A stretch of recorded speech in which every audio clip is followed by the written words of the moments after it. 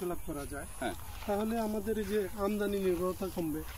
আমরা একবারে পরিষ্কার পরিচ্ছন্ন নির্ভেজাল খাদ্যটা আমরা গ্রহণ করতে পারবো এবং দেশের অর্থ টাকা দেশেই রইল। এটা এই বিপ্লবটা আসলে এটা সম্ভব।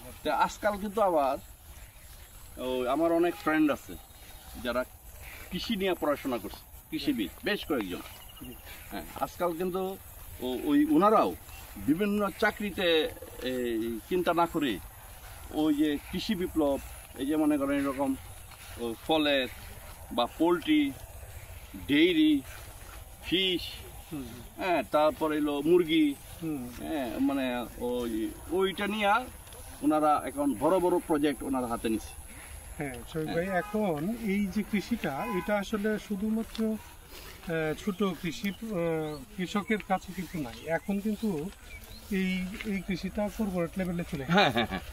অর্থাৎ এখন কর্পোরেট লেভেলের বিজনেসম্যানরা যারা আছে তারাও এখন এই ধরনের বড় বড় বিনিয়োগ করে কৃষিটাকে কর্পোরেটের দিকে নিয়ে যাচ্ছে। আপনি খুব বেশি দূরে না, আগামী 2-4-5 বছর বা সর্বোচ্চ 10 বছরের মধ্যে দেখবেন যে টোটাল কৃষিটাই হয়তো বা ওই বিদেশের মতো কর্পোরেট লেভেলে চলে যাবে। হ্যাঁ, একমাত্র এই নিচু জমিটা ছাড়া, নিচুটাও তো আছে, নিচুটা আছে, আধুনিক অন্যান্য কিছু আছে, এটা আস্তে ধীরে চলে যাচ্ছে।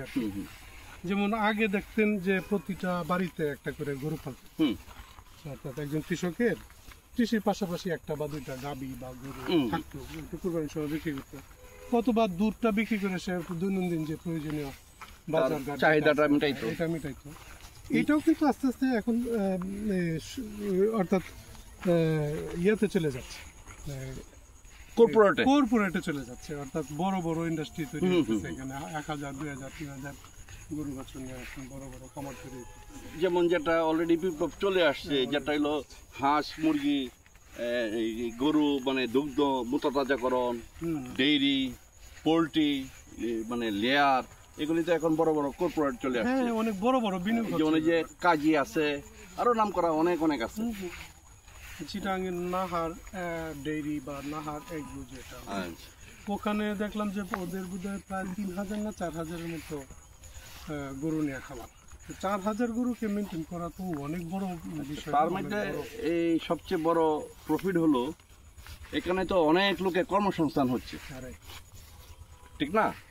আচ্ছা, মানুষ যখন কর্মে থাকবে সে আর্থিকভাবে স্বাবলম্বী হবে।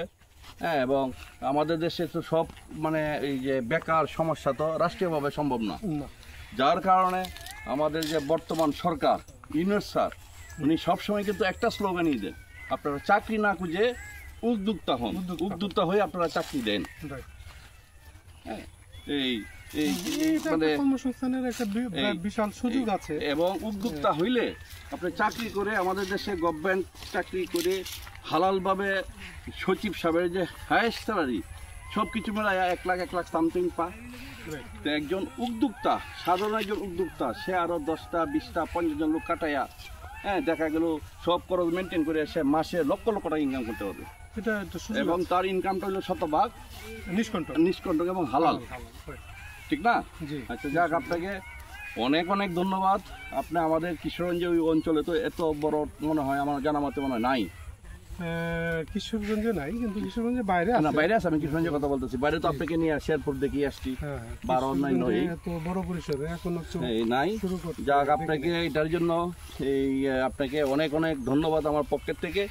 এবং আপনাকে দেখে ওই আরো ব্যক্তি লেভেলে এই পুরো এরিয়াটা যদি এরকম বিপ্লবে আসে, এভাবে দেখতে দেখা যাবে আমাদের কিশোরগঞ্জ থেকে পার্শ্ববর্তী জেলাতে, হ্যাঁ, এরকম একটা মানে মানুষ এইদিকে মানে হবে, কি আগ্রহ প্রকাশ করবে। আচ্ছা, যাক, আপনার সাথে আগ্রহ প্রকাশ করে আমি তাকে শতভাগ সহযোগিতা করি।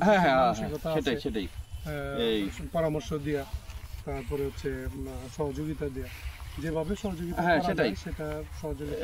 এখন আমিও তো আপনার কাছ থেকে এই জন্য আমি আসছি, আমার ছাদ বাগানের জন্য আপনি কিছু গিফট করতেছেন, বা আমার ছাদ বাগানটা ছোট আকারে হইলেও আমার খাওয়া দাওয়া চলে, আমার আত্মীয় স্বজন বা ফ্রেন্ড সার্কেল গেলে আমার গাছটা কি ফ্রেশ ফল মূল যাই আছে ওদের নিজের হাতে উঠাইয়া, হ্যাঁ, খাওয়া যায়। এবং এখানে একটা সময়ও কাটে, আমি প্রকৃতির সাথে সময় কাটাইতেছি।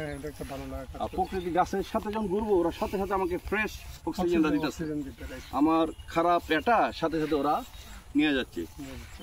যাক, আপনাকে অনেক অনেক ধন্যবাদ। আপনার এইটার সাফল্য এবং উন্নতি কামনা করি।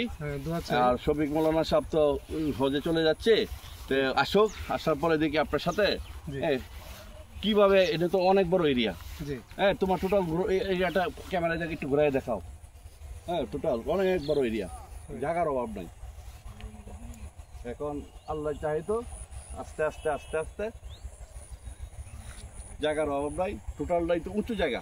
কিছু জায়গায়। হ্যাঁ, উঁচু জায়গা। এবং আমি যেটা দেখলাম শেরপুরে যেদিকে আসলাম বা এখানের যে মাটি পরিবেশ সব কিছু মিলাইয়া অনেক আমার উপযোগী। কাছে খুব ভালো লাগলো, খুব অনুকূলে মনে হচ্ছে আর কি। আপনি হাল চাইলেন না, প্রাইমারি স্টেজে তো অনেক ফাইন্যান্স লাগে, ইনশাল্লাহ আল্লাহ চাহে তো নিঃসন্দেহে ভালো হবে। ঠিক ভালো আছে, কিছু হবে। আল্লাহ ধন্যবাদ হাফেজ, শফিক ভাই। আসসালামু আলাইকুম। শফিক ভাই ধন্যবাদ।